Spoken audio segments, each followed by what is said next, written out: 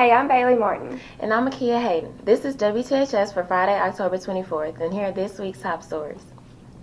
Marketing and economics teacher Miss Prince and some DECA officers gave us some insight about our Wave Zone school store and the learning experience behind it. Let's take a closer look. The store's been open for approximately 4.5 years. This is my third year with the store, but the teacher before me actually wrote out the business plan, and it was roughly a year-long process, and then it opened about halfway through her getting it all set up and everything. So it was open for 1 semester, and then after that I took the store over, and so I've been over it for 3 years now. Yeah, normally we close out the end of the year with around $1,500 or so, and the profit goes straight back into the store. So we don't actually profit the money for other use or anything. It just goes straight back into buying other products to put in the store, things like that. So my class is divided into 2 years, and in the first year we look at ordering inventory, stocking shelves, counting inventory, things like that. And so my first year really deals with the inventory side of it. They do a lot of counting, spreadsheets, things of that nature. My second year, they get to actually have more of a say in the designs of the t-shirts and the hoodies and what we sell in the store. They also have to help set prices for things. So I'll say, okay guys, this is the cost, this is roughly the profit that we want to make. What percentage should we mark it up? Should we mark it up a dollar amount or a certain percentage amount? My second year is also trained on the cash register. So if a student comes in, one of my second year students can just actually walk them through the whole selling process and check them out with the cash register, and I never have to be in there to do anything.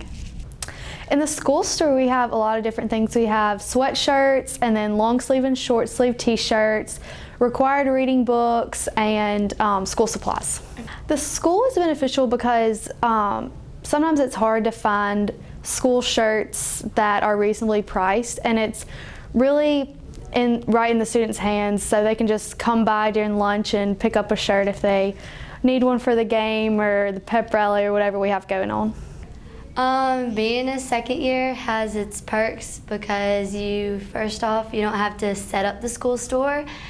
We make all of first year do that. They have to count and do inventory, and all we have to do is work the cash register and be in here when people are purchasing stuff. Second year with DECA, as a second year, if you're involved in the club that you can be in if you're in this class, you get to be officers, which is awesome because that's good for college resumes and whatnot, and you get to make big decisions in DECA itself. Now let's shift our focus to band. Last weekend, the band received all ones to advance to state competition. We caught up with THS band director, Mr. Matlock, and some members about their recent success and future performances. This past Saturday was our state evaluation, and they were second out of all the bands. We had a 95.5, I believe, 2/10 from first place. Now, is that all the bands from the state? With us, every band is divided into regions. There's 5, Pearl, Grenada, Biloxi, and Meridian. And in our region, out of 29 bands, we were second. Well, just Saturday we got our state evaluation, which lets us know we can go to state and participate in that, and we are going. So this week we'll be focusing on cleaning up really small segments in the show, that just tiny minuscule things that could, make it or break it for us. Well, every day we are going till 4:30 or 5, and we have something called sectionals, which is if a section feels that they need to do more work with that group, then we'll do that. The Liberty Bowl is a competition where they have up to 30 bands, and we just go and we compete and just see what placement we get. It's going to be the biggest stadium Tupelo has done in a couple of years. We preparing for the Liberty Bowl this Saturday in Memphis, Tennessee, with a whole bunch of out-of-state bands to competition. And next Saturday after that is our state competition. Marching band, basic marching, running the show, working on parts 1, 2, 3, and 4. Okay, what's your role in band right now? I play in pit. I'm a synthesizer / guitar player.